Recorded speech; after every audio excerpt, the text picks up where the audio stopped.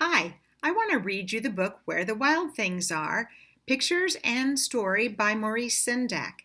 Now, this story is also on Bookflix, so after I read it to you, maybe you might want to read along with the story on Bookflix. This is Max. The night Max wore his wolf suit and made mischief of one kind.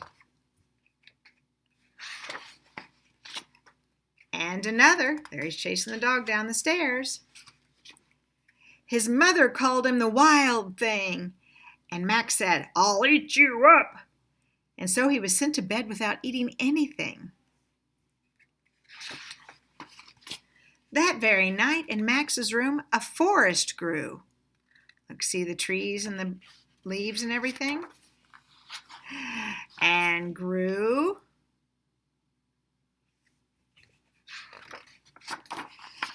And grew until a ceiling hung with vines and the walls became the world all around him. That would be pretty cool to have that come from your bedroom. And an ocean tumbled by with a private boat for Max, and he sailed off through the night and day. And in and out of weeks, and almost over a year, to where the wild things are. See, you can see a starting of a wild thing right here.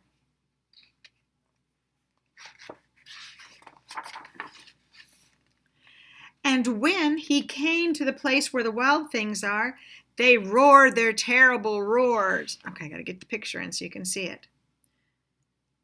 And they gnashed their terrible teeth and rolled their terrible eyes and showed their terrible claws.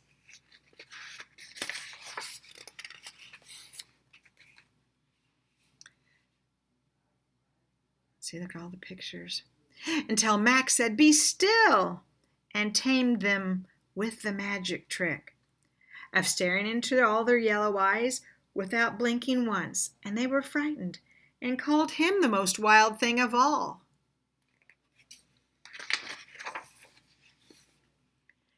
And made him king of all the wild things. See, there he has a crown on and they're bowing to him. And now, cried Max, "let the wild rumpus start."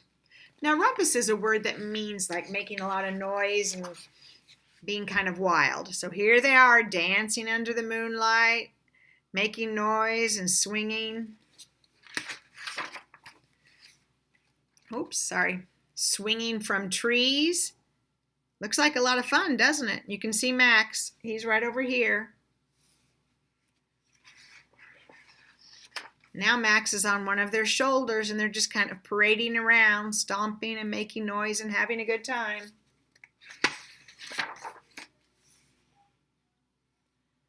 "Now stop," Max said, and sent the wild things off to bed without their supper. And Max, the king of all the wild things, was lonely and wanted to be where someone loved him most of all. Best of all. Then all around from far away across the world, he smelled good things to eat. So he gave up being king of where the wild things are.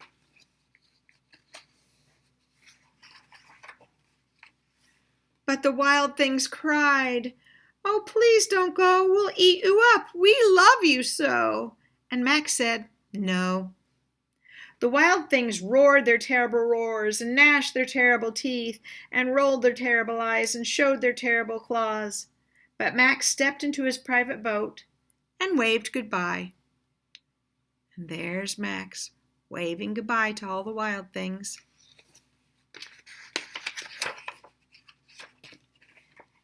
And sailed back over a year and in and out of weeks and through a day. There he is in the boat at night. And into the night of his very own room where he found his supper waiting for him.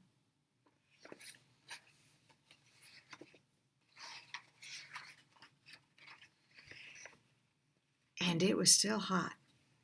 If the supper was still hot, do you suppose that it really wasn't years and weeks and a long time? Nope, it isn't. Now, I've sent your parents a template, which means like a schedule, some different things you can do, and I want to go over those with you right now. One of them said last week on the template you were supposed to pick an animal and research it and tell some things about it. But this week you're going to create your own animal. So I wanted to show you something that I created. Now yours doesn't have to be like this at all. I just made something kind of funny. Okay, so here's my animal. This is Leona. And Leona is part lion, part bird, because see, Leona can fly. And I thought part bunny because it's soft. You can't really see the softness, but its fur is really soft and it's spotted. So in the template, it asks you to create your own animal and then write some sentences with describing words.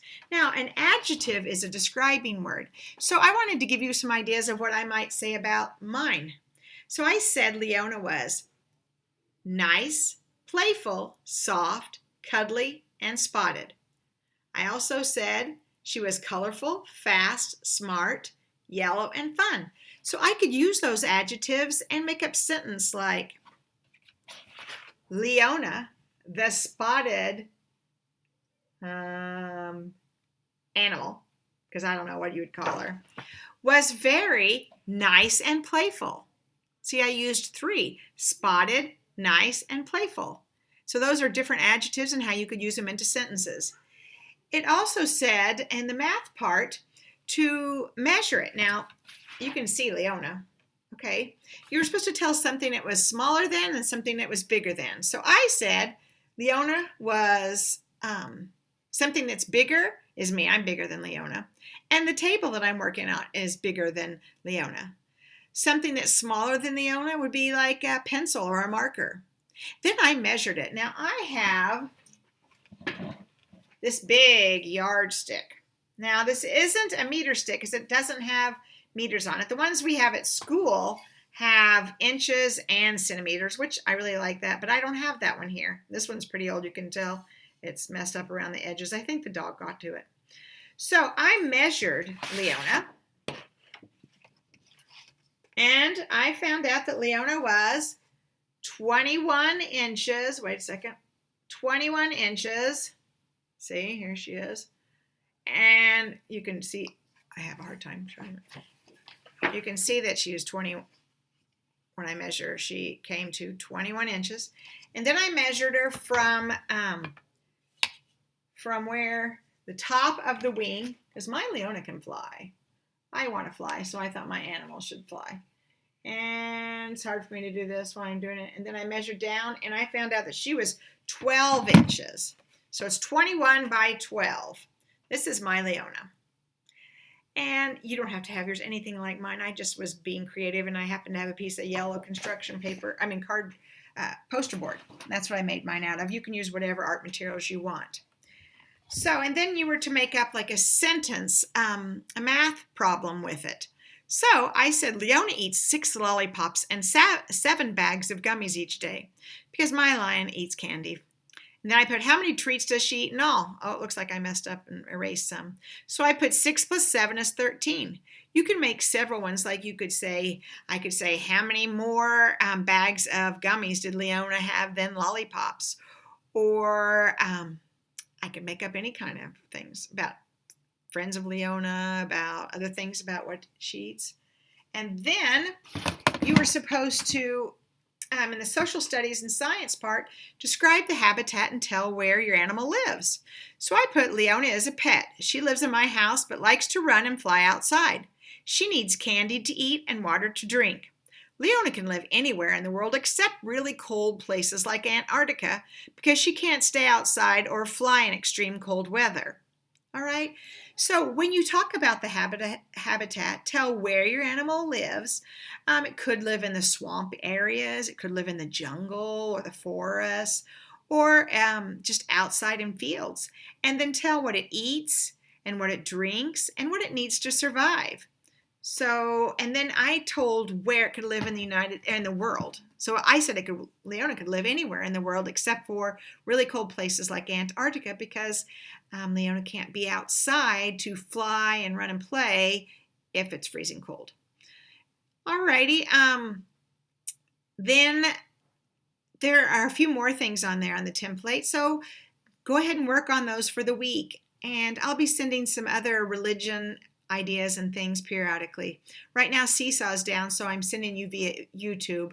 But I should see you on YouTube again, and you can post your things when Seesaw's back up and running. I hope you guys have a great week, and I miss you, and I hope everyone's doing well. Bye-bye.